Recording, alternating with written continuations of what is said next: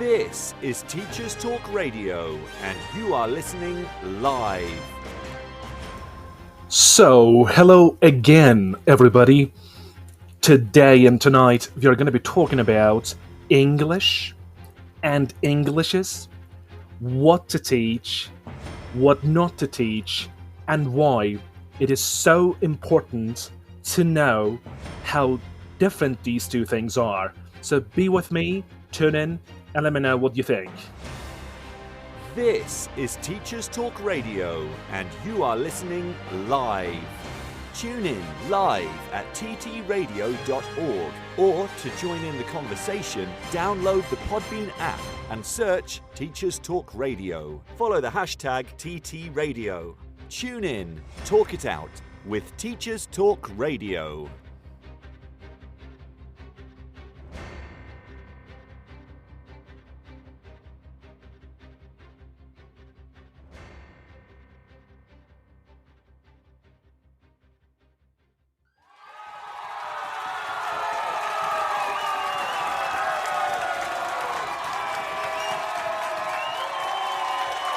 Great. Fantastic. Good evening, everybody. And I am so delighted that once more I've got this chance, I've got this great opportunity to be with you all on Teachers Talk Radio. So tonight we are going to be talking about English and the English language. And we are going to be talking about why I believe the English language, like the English, is not a perfect word anymore. You definitely need Englishes, because we are not simply talking about a language. We are talking about a language that you can use differently for different purposes. And of course, as a result, we don't have just one language and you can easily talk about what you gotta do, what you shouldn't. I believe there is much more we gotta talk about. So, if you should ask, like, what I mean by the word English is, I gotta tell you that, like, when we talk about English as a language, I believe it is like oversimplified. In other words, we may not know exactly how we can define this language, because you can use English for a number of purposes, and above that you can simply talk about the American English, you can talk about the British English, you can talk about the Australian English. So as you can see, we're talking about a bunch of different things, and of course on the surface they are one thing and they're just a language, but you know how different these things can be, and how different, of course, the lessons gotta be in a class. So that's why I believe we'd better be, like, fully cognizant of what we gotta do, what we shouldn't do. Because, for example, say you have a student and you want to be teaching this person in particular to, for example, learn to work at a company. So in that company, your, let's say, hypothetical student should interact with people who are from the Philippines, and they're all business people. So of course, I believe you shouldn't be teaching your hypothetical student to know about, like, complicated grammar, sophisticated sentences. I believe what you got to do in the first place, at least, is to make sure that your student can successfully and, more importantly, effectively communicate with his or her business partners and colleagues. So that simply, I believe, can drastically change the course, because it is very different. Uh, just imagine, for example, you've got a student, but in this very case, your student is getting ready to study at a Canadian university. That is a different story. So this person in particular, of course, needs to be articulate, but I believe you do not need to teach this particular student, for example, things that are very common at the workplace.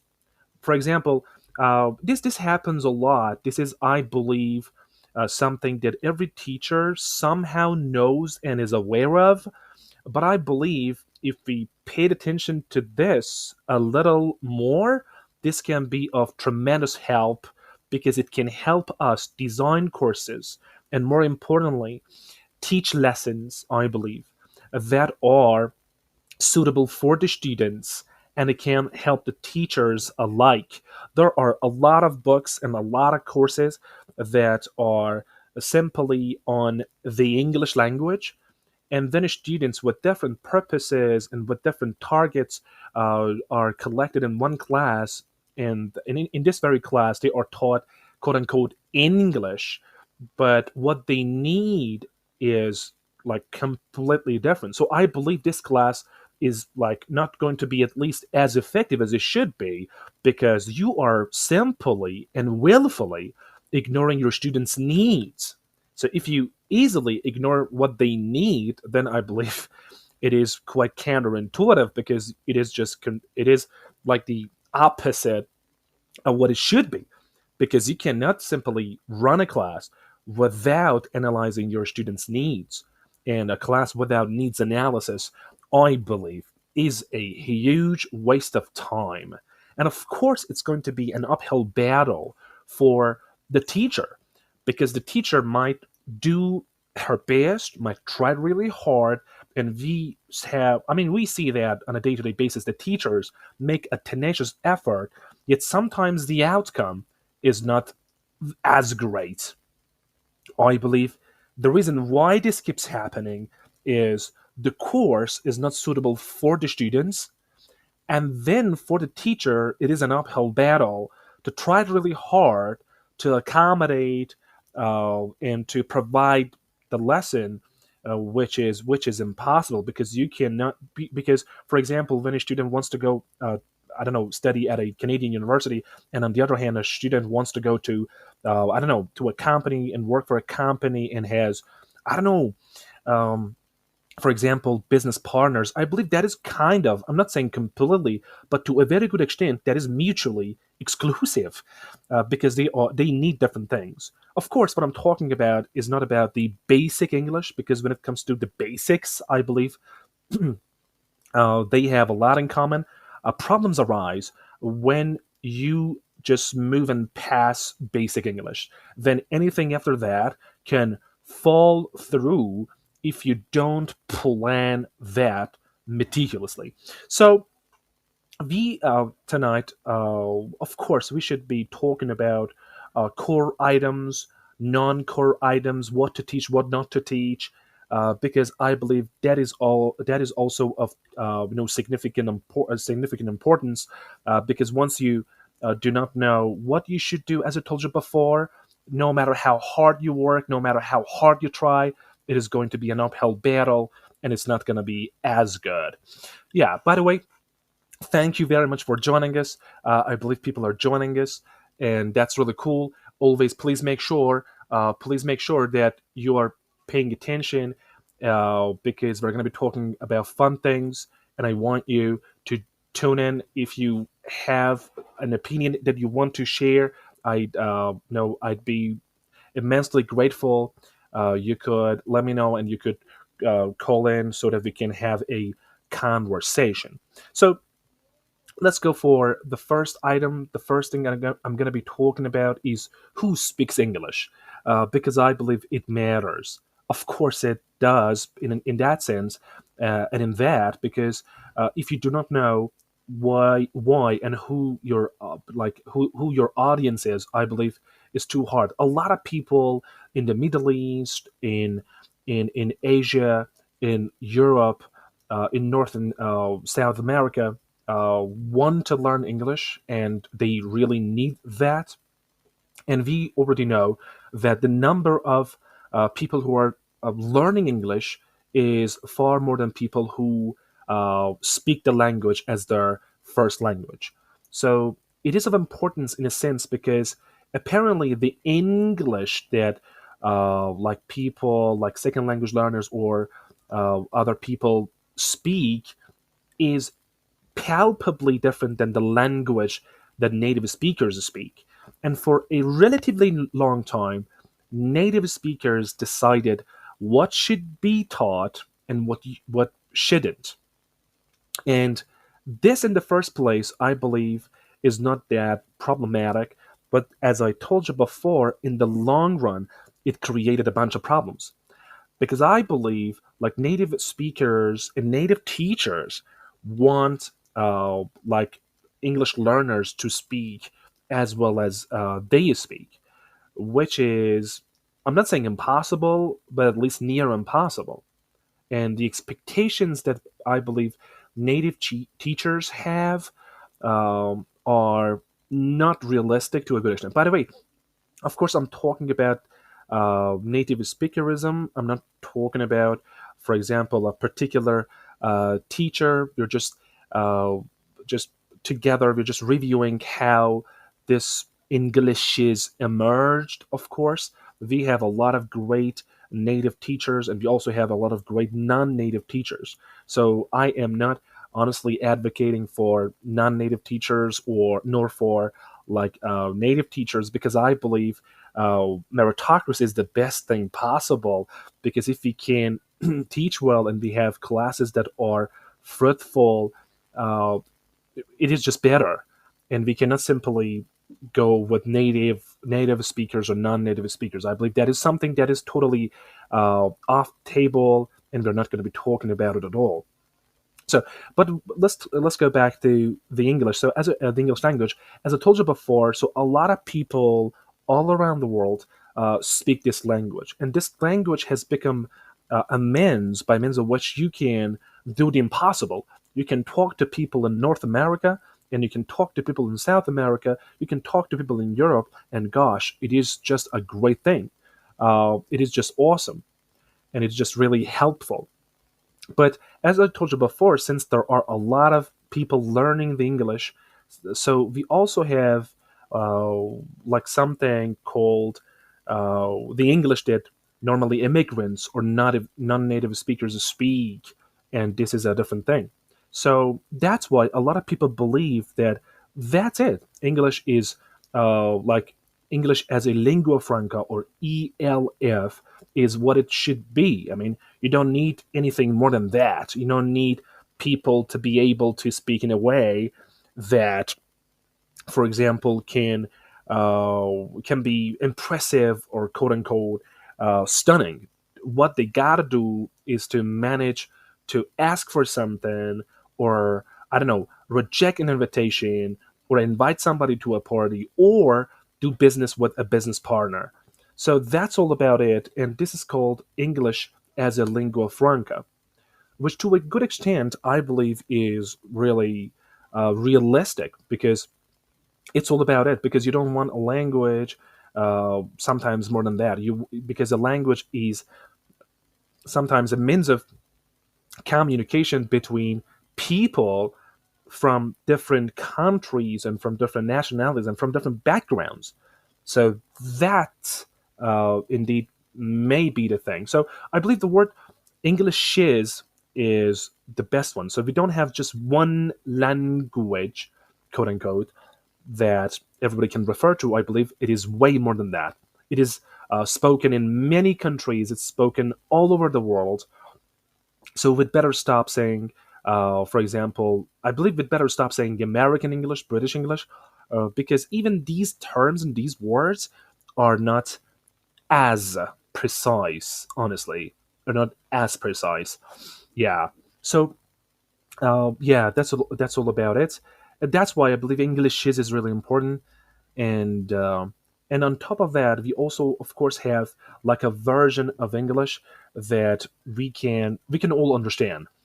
So it is also a great thing, I believe, because it can help us all out, and we can avoid like misunderstandings and so and such.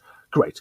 And this is English shiz. So just first off, I just wanted to make sure that I define what that is, because to many that might be quite like kind of weird. Because honestly, the first time I heard English shiz, I really thought, oh gosh, like even native speakers can make sometimes terrible mistakes.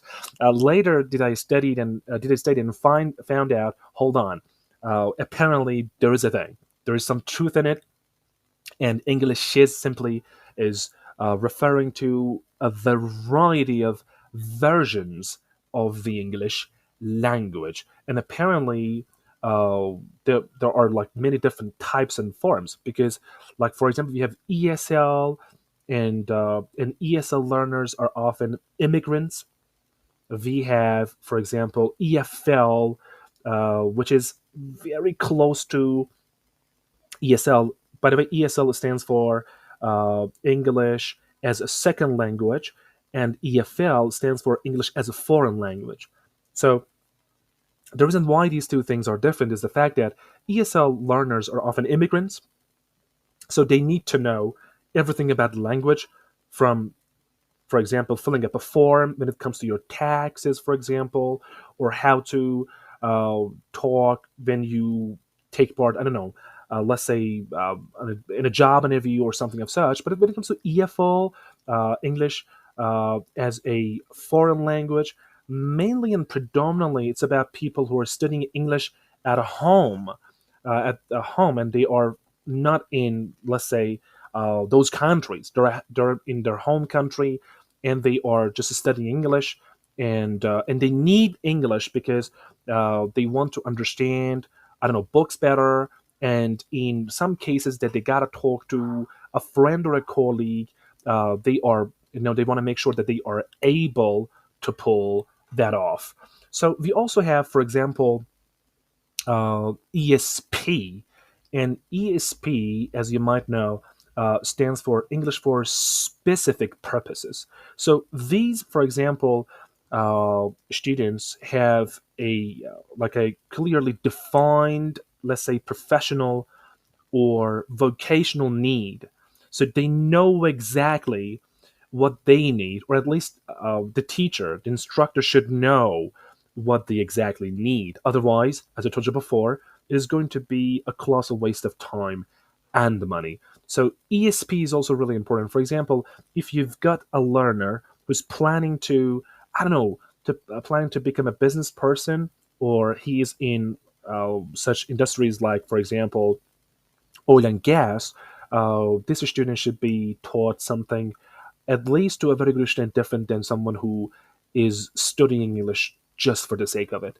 I believe these are very different things. So we have, like, there's no shortage of acronyms. We have ESP, we have EST, which is English for Science and Technology, and it goes on and on. We have EAP, which is English for academic purposes. So the reason why we have such acronyms, ESP and also EAP, and then we have ESL, so and such, is just to make sure that we know exactly who our students are. Otherwise, as I told you before, despite your hard work, despite the tenacity of the teacher, the result is never going to be advantageous, which is, of course, a shame, because teachers are great people. They always work hard and they do their best. And when the outcome is just lousy and no good, it is just simply off-putting. And that's no good. I believe this is not what teachers normally gotta do. I believe syllabus designers, curriculum designers, those people, or the authorities who choose the books, I believe, in schools and institutes, gotta make sure that they have made wise and informed decisions. Otherwise, it is going to be chaotic, and the result is not going to be more than catastrophic. So that's all about it. So let's go for the news. Let's listen to the news. And then afterwards, I'm going to be talking about content based language teaching, something that I think is just beautiful. Are you looking for lesson planning materials to kickstart the new term? We've got you covered. The Day is a global online resource that turns the news into lessons. We're offering listeners a free resource on Andrew Tate that you can find on thedaynews.co/Tate. Inspire personal development and critical thinking for your students by downloading the Tate Debate today and feel more confident addressing sensitive topics with your class. Visit thedaynews.co/Tate to find out more. This show is brought to you in partnership with John Catt Educational, publishing professional development books and resources to support great teaching and learning in schools around the world. Have you checked out their latest releases? Use the code JCTTR2324 for 20% off your order. Don't miss out. Visit johncattbookshop.com to explore their full range of titles and advance your own professional development today. Happy reading.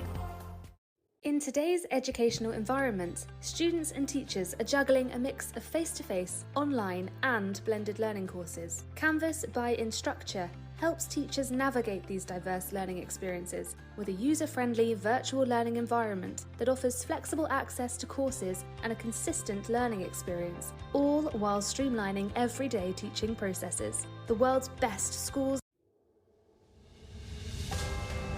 This is Teachers Talk Radio, and this is Teachers Talk Radio News.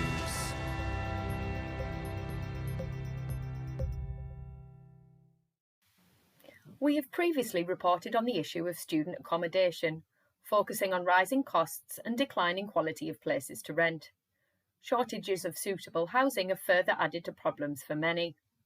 This week, the BBC featured reports of protests by some students at what they describe as appalling conditions and extortionate rents at a university-owned block of flats near the University of Northampton. According to the report, residents paid £153 a week for a single ensuite room, but there were complaints of a lack of running water. A university spokesman said it had no record of complaints. However, a spokesperson for the student group said the complaints were repeated year after year. The university further said that the rent issue had been resolved as students had paid an additional charge caused by an admin error. This has now been refunded. An apology has also been issued. Staying with higher education, BBC Newsnight reports on the rise of anti-Semitism at UK universities. The Union of Jewish Students said the spike was nothing like anything seen before. The report comes at a time when experts have also warned of rising reports of Islamophobic incidents. Groups who monitor hate crimes in the UK say the conflict is now being played out on university campuses nationwide. The government has provided £43 million to protect interfaith communities and said perpetrators of hate crime would face the full force of the law. The Guardian featured a report that schools in England are using Airbnb-style strategies to raise funds. The article says many are renting out every available space from classrooms to canteens. Renting out spaces for community use is not new, but there has been an increase in the innovative use of spaces. One primary school says it has rented out its light-filled white corridor for photo shoots, whilst another offers a stationary double-decker bus, used as a classroom, to those who might want to make quirky films.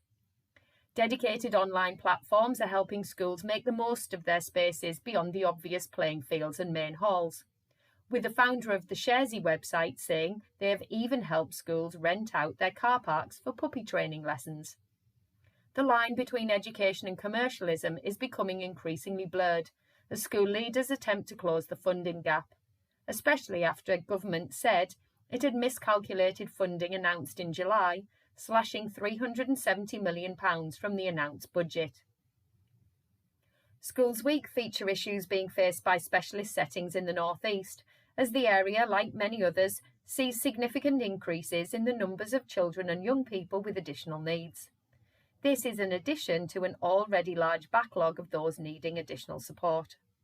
The piece by Chris Zaraga, Director of Schools North East, describes a system that, by the halfway point of the autumn term, is already at capacity. Specialist and alternative provisions are struggling to cope.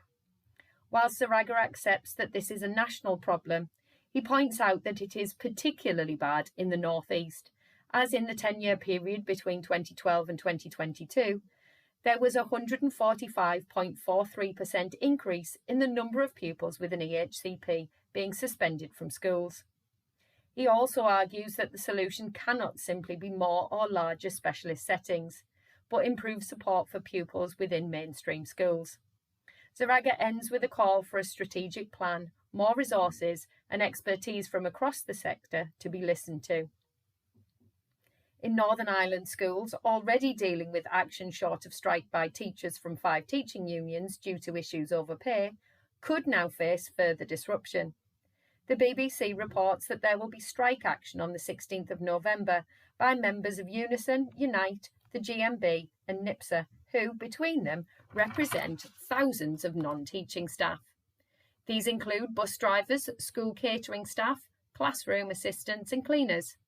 The strike action is over the failure to reform pay and cuts to the overall education budget. BBC News Northern Ireland has been told that the action will mean that many, if not all schools, will have to close.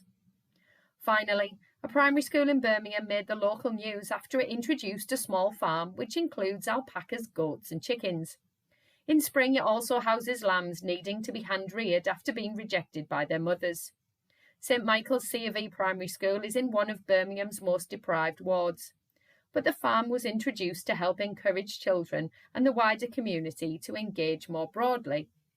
Nearby residents have also created an allotment which is used by the school and the community. Children take part in looking after the plants and animals, although scooping up the poop remains a weekly task for the school's head teacher. This has been your Teachers Talk Radio News with Joe Fox.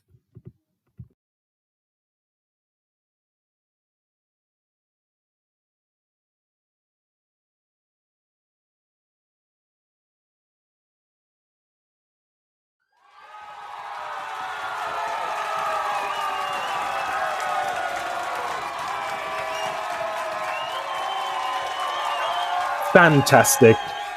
Fantastic. Hello again, everybody. You're listening to Teachers Talk Radio. This is Hadi Fathi, and we're talking about my favorite subject, teaching. And in this very episode, we're talking about the Englishes. And I told you why I believe it is so important to know what it is and what it is not, because it can help us to teach what matters, and it can, of course, help us out what not to teach, because you should be, of course, very deliberate about it. If you want to teach whatever you can discriminately, of course, I believe it's unfair, because you're simply not helping the students effectively to the best of your ability. Why not invest in something that matters? And why not focus on that so that your students can benefit from that? And you can help them, of course, tremendously, and you are more successful, right? By the way, this is not what teachers normally should decide on. This is what, like, authorities should decide normally on, like to choose a good course book, or at least to put together something that the students can benefit from, and teachers alike. So, let's talk about, as I told you before, content-based language teaching. And it is important, and if you ask me why, I gotta tell you that because content-based language teaching is fun. And I wish like more schools and more institutions could do that. Of course, pulling that off is no easy task, but I believe if it was at least more, let's say, ubiquitous and more common, I believe teachers and students could tremendously benefit from it. So, content-based language teaching, some call it CBLT, which has a lot to do with CLIL. To me, they're not that different because they put emphasis on content. Let me explain. For example, when you have students wanting to learn English, you teach them like how to talk, you teach them grammar, you teach them vocabulary. Normally, you teach what you gotta teach, and you, for example, may not necessarily be teaching, let's say, math, I don't know, geometry, literature, or something of such. But when it comes to content-based language teaching, this is the case. And as a result, I believe the lesson is more gripping. The lesson is much more gripping. Zoltan Durnai, who was a great sociolinguist, once said, "There is nothing inherently interesting about teaching English. It is interesting when you teach, for example, let's say present perfect, and then besides that, you also let them know that Shackleton or someone in the past did something and they set a record, and that record to this very day hasn't been broken. That is fun to know about what Shackleton did. That is fun to know about Usain Bolt. That is fun to know about that this man, Usain Bolt, could run 100 meters in less than 10 seconds. It is, to a very good extent, stunning and then, of course, exciting, and students are into it. But there is literally nothing interesting about like the mere fact that present perfect is just present perfect. So I believe in that regard, CLIL and content-based language teaching can be very important. And don't get me wrong, it is not just about the content, like to teach them, for example, let's say math, or to teach them just literature. Quite the opposite. Of course, it is about that as well. Yet on top of that, there are three important C's when it comes to CLIL or CBLT. Communication. Students gotta be able to communicate well. Especially, they gotta be able to communicate content. They gotta be able to talk to one another, and they talk about what they believe, and also understand what their classmates think and what they tell them. So that's the first one, communication. The second one is going to be about cognition. So students should also learn to be able to think, and they gotta learn thinking skills. So linguistic, of course, skills are important, but at the same time, extra linguistic skills, namely critical thinking, and or being able to think outside the box, or to think analytically, or to be I don't know, good at something, so and creative and come up with new ideas. So it's all about cognition and extra linguistic skills. And last, but of course not least, is culture. The students also got to learn to be able to, for example, learn about the culture, and they got to know about what's common, what's not, and so on and so forth. So it is also of tremendous importance. So that's why I believe like CLIL or content-based language teaching is really good, because that's very clear what you got to teach and what you shouldn't teach. For example, like for a business person who, or for a young learner who wants to learn the language, I believe teaching very advanced adjectives is literally useless, because they're not going to use it, and they're not going to even need. So why bother teach something that they won't need and they shouldn't be taught? So that is something we gotta pay special attention to. I mean, it is so simple to go on the internet and simply look for like 10 advanced adjectives, and you'll see that there is a myriad, honestly, of information and misinformation. Like words, honestly, I can't remember like the last time I myself used the word, let's say, flabbergasted. Honestly, this is not a common word, and not many people use the word flabbergasted. I mean, flabbergasted is just a good example, honestly. Um, so there's no need to teach what your students won't need, and so why bother teach those items? Instead, we can teach what matters, because for a student learning to communicate, or learning about how they can be more creative with the language, makes, I believe, way more sense. So there's also something I really want to be talking about, which is called the core items. So core items and non-core items are really important because core items are those really important parts and bits of the language that learners gotta know. And when it comes to non-core items, we're talking about the things that aren't as important. Things, for example, to know that, for example, when it comes to present perfect, yeah, you're, for example, in a sense that you're talking about your experiences, you normally do not use the time. What do I mean is, for example, what I mean is, for example, you normally do not say, I have done it last year. I mean, that's not normally how you talk about it. But I believe in a conversation that two business people, two business partners are having, there is nothing wrong with that. Because first, it doesn't, I believe, cause any misinterpretation and misunderstanding. Second, they can understand each other. So what's the problem? So interrupting and saying, for example, oh, you just made a mistake. When you use present perfect, you'd better not use the exact time we don't normally do so. I believe is not going to help them. Of course, in some situations, that can cause confusion. And of course, that's where and when, as a teacher, we got to intervene and we got to make sure that those people know those things. But I believe it is simply up to the context and the situation. Otherwise, correction makes no sense. Teaching and spending time teaching, like little nuances, I believe, can't be of any help. Literally, any help. So this is why I believe first we gotta know the needs of the audience, that your students. Is that English as a lingua franca?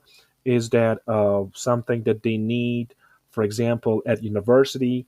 Is that something they will need, for example, at work, or something of such? And yeah, and by the way, let me know what you think. If you agree with me, it would be cool to drop a message and let me know what you think. If you also have an opinion that you want to share, why not call in and then we can have a conversation. So, right now, I just wanted to tell you about one more thing. There's something called proper English. And and honestly speaking, I could never fully grasp what it meant and what it means. Because what do you mean by proper English? Proper English, I believe, is as equivocal as the word English is, because it's not that clear what you mean by that. Like when you say proper English, do you mean that when I'm talking to a friend, I gotta say, I want you to help me out instead of saying, I need your help? And do I need to say, I want a glass of water or I want a coffee at a coffee shop? Is that really proper English? Because if that's proper English, then why native speakers don't do that? For example, I believe it is too strange to talk to a friend and say, do you want me to, for example, order a coffee for you? I believe it is kind of strange because no one does that. People do it like one word: coffee, coffee, tea, tea. Want to go out? Let's go out. No one goes with long and cumbersome, convoluted sentences just to convey something as little as one coffee. So, yeah, so proper English is again one of those words that I could never understand to this very day. I believe it is one of the most equivocal things ever.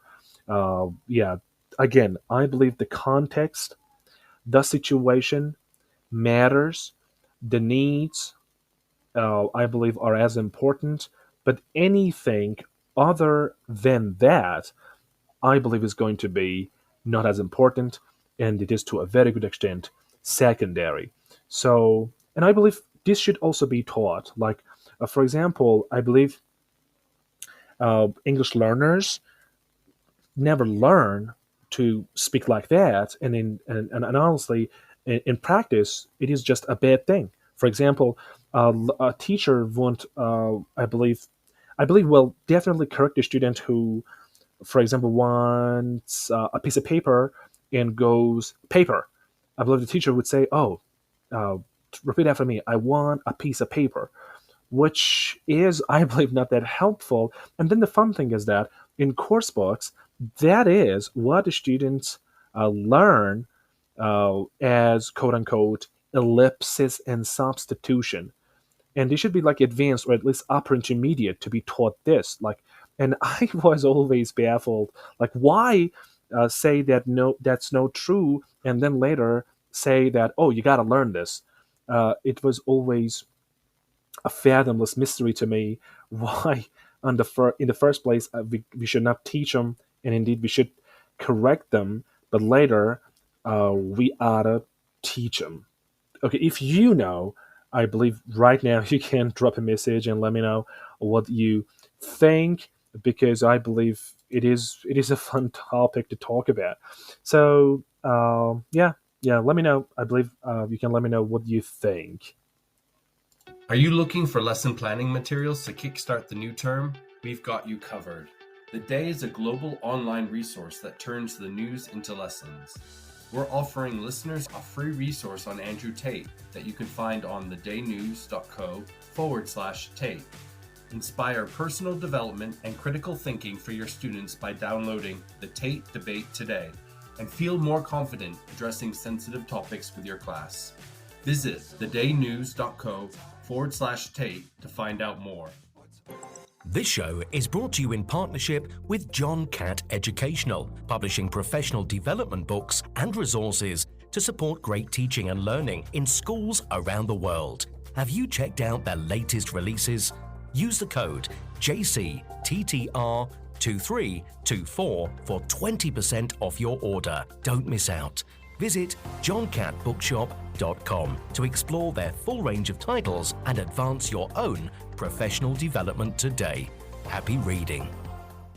In today's educational environment, students and teachers are juggling a mix of face-to-face, online and blended learning courses. Canvas by Instructure helps teachers navigate these diverse learning experiences with a user-friendly virtual learning environment that offers flexible access to courses and a consistent learning experience, all while streamlining everyday teaching processes. The world's best schools and universities are using Canvas to create dynamic courses, collaborate seamlessly, and access actionable data that drives student success.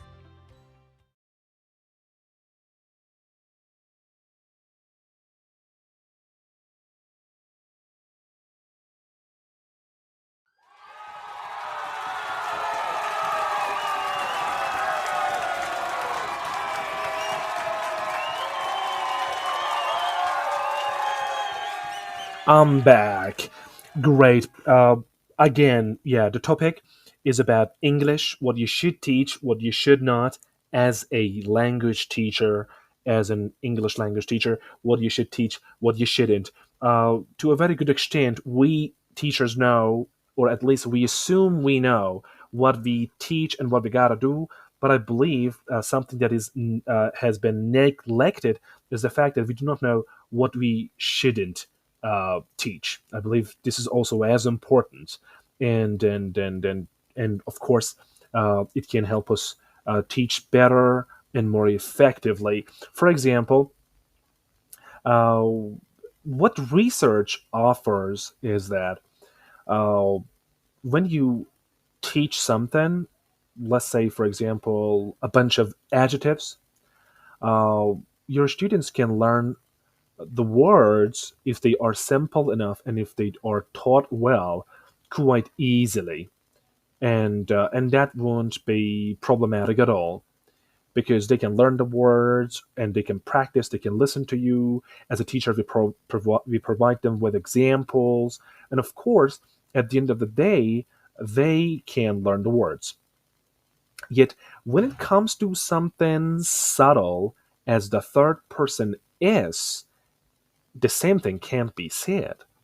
And sometimes it takes days, weeks, months, years, and for some people, it never happens. So I believe as a teacher, if you are teaching your English learner whose purpose is to be able to talk to people from different nationalities and do business with them, I believe that third person is not that significant. To a very good extent, it is negligible. Simply ignore it. I believe you shouldn't be you shouldn't be teaching the third person is hours and hours because your student keeps forgetting to put it down there after like at the end of the word at the end of the verb. So I believe it is not as helpful. Or if your learner keeps using simple past instead of past perfect, if it is not causing that big of a confusion, forget about it. Yet again, bear that in mind that the same thing cannot be said about, I don't know, a teacher, a person who, a student who wants to pursue or her studies at a different university. I believe there, since the language of science gotta be very precise, or at least in this very case, precise, a little precise. So the same thing may or may not be said. What I'm trying to tell you is that we have core items. Those core items are of importance. So you got to be very clear that I am is way different than you are. But I believe when you say, for example, she go, it is still to a very good extent understandable, and this little mistake is not going to cause global misunderstandings. So that's why I believe you should know what you talk about. So there's the same thing can also be said about simple past. Sometimes students use the word yesterday, but the verb is still in the present tense, and then the teacher keeps interrupting and keeps correcting. Again, I do not have a problem with correct English and with pedagogical English, but I believe problems arise when teachers make a fuss over something that is not as important, when they can invest their time in something different that can help students benefit tremendously. They unfortunately waste their time correcting something that was not as important in the first place. The reason why I'm using pedagogic English is that I just want to make it clear that there's no such thing as proper English, because the word proper means like suitable to the situation.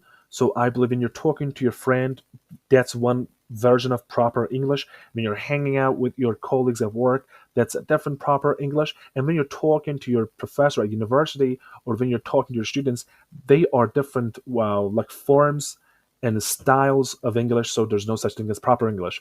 There are also two, like, let's say, schools of thought, like descriptive and then prescriptive, let's say, grammar. When it comes to prescriptive, we're talking about traditional English. We're talking about the very correct, precise English that no one is speaking anymore.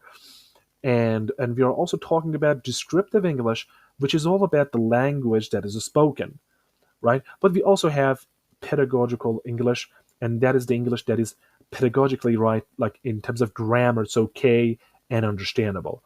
And don't get me wrong, I told you before, there's nothing wrong with correct pedagogical English, but I'm just saying it is something that is evolving apparently. For example, in 2006, if you checked the Langman dictionary, you'd see that when you looked for the meaning of the word recommend, Langman would go with really big notices like, don't use this word.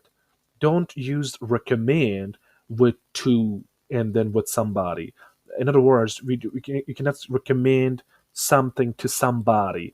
It would go like, recommend doing something, or in the subjunctive, you'd recommend somebody do something. But after some years, if you do that in almost every dictionary, you'll see that recommend somebody to do something right now has become proper English, quote unquote.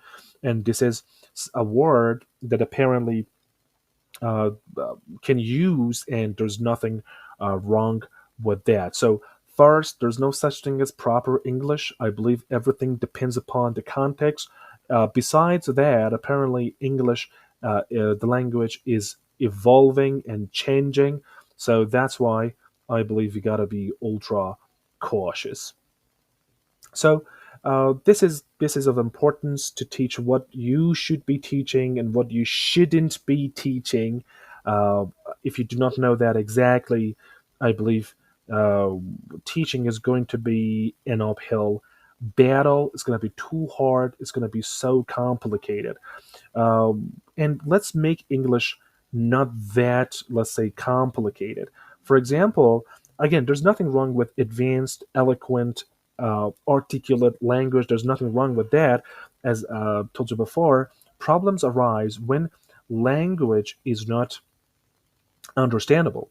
And it is incomprehensible to me, like why people would use words and would use structures that not only uh, make it harder to understand, but like the language is going to be like a puzzle that you should honestly pay a lot of attention. Otherwise, you wouldn't understand what that person is talking about.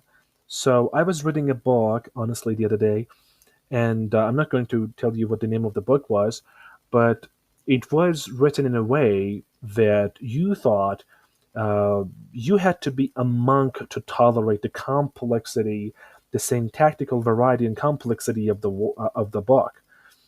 I was not reading the book to feel bad. I was reading the book to understand what was in the book as effortlessly as possible.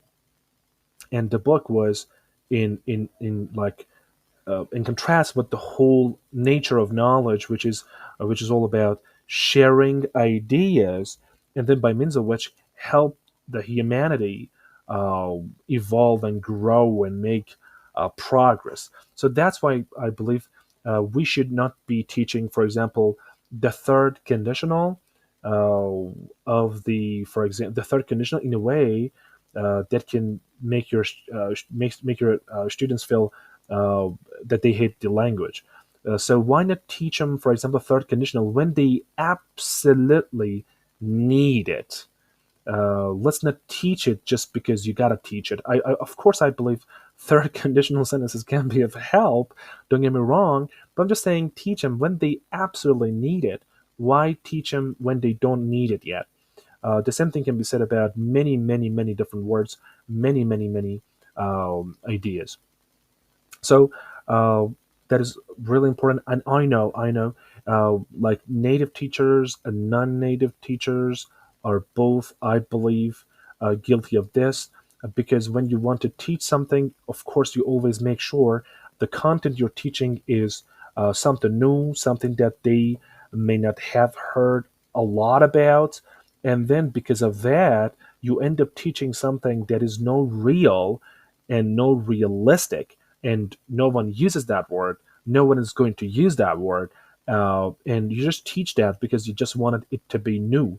I believe something that YouTube has done to the language, especially when it comes to the English language, something that Instagram, I believe, has done to the language, sometimes has its drawbacks. Of course, these two platforms have been tremendously helpful, but sometimes teaching words that are not going to help my student express themselves better is a huge waste of time and energy. Why not teach the core items or the things that they need today, right now? Why not focus on those items? When you teach something that they might not need, they may never need, they're not going to learn them, because we have, of course, we want the students to learn, but we also have the acquisition. And if students are not exposed with the language enough, they're not going to learn it. right? So if something does not really exist in the real world, I believe should not be taught. Instead, we can focus on better stuff, and then by means of which we can help our students tremendously, and then that's super fun. I believe there's also something uh, that Michael Swan once said, which was really fun, and uh, Michael Swan goes, "We need to remind ourselves that language teaching does not mean teaching language.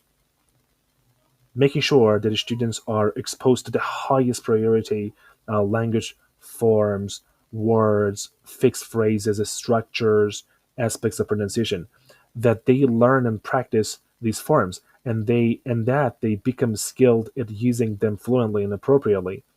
So I believe sometimes teaching a language is way more than that, and you gotta pay attention to different aspects and respects of a language, and the tremendous focus, the overwhelming focus on form. Like, you gotta make sure that your language, you always make sure that you always put this word before that word, or you put that word behind the other one, is also causing a lot of confusion. And sometimes the correction that happens is no exact at all. For example, the word very technically should be used in the following way. You should say something, a process, it is a very hard process. So, or it is a very complicated process. That's apparently is the quote unquote proper pedagogical English, but if your student said it is very a proper or a complicated process, the teacher might stop them and say, "Oh, that's wrong. That's not correct English. You put very just right before the adjective. You should say it is a very hard or complicated process." But we know that in spoken English, and when you speak the language, very can be put just a little in a different location, let's say. You can say it is very a complicated process. So sometimes the correction that happens is not helping. Indeed, it is doing the opposite, which is counterproductive, and that's completely wrong. But that is something that keeps happening almost every single day in classrooms. So, by the way, everybody, hope you enjoyed the show. It is Teachers Talk Radio. I hope you found the topic interesting. To me, it's been super fun, honestly, to talk about English, what should be taught and what shouldn't be taught, because I believe it can help us all tremendously to identify what matters and what doesn't matter as much. I believe there's literally nothing, let's say, negligible when it comes to teaching. You can teach whatever you can. You can teach as much as possible. But of course, I believe there is always a priority that you can adhere to, and this can help your students. And of course, you as a teacher or as a curriculum designer alike. So, everybody, I just gotta take off and wish you nothing but the best. Hope you enjoyed the show. It was Teachers Talk Radio. Follow us on Twitter, and my name is Hadi Fathi, and I hope you enjoyed the show. We are going to have this show every other Wednesday at 6 o'clock UK time. That's all about it. Bye bye, everybody. You've been listening to Teachers Talk Radio. Tune in live and listen back at ttradio.org. We look forward to hearing from you next time on Teachers Talk Radio.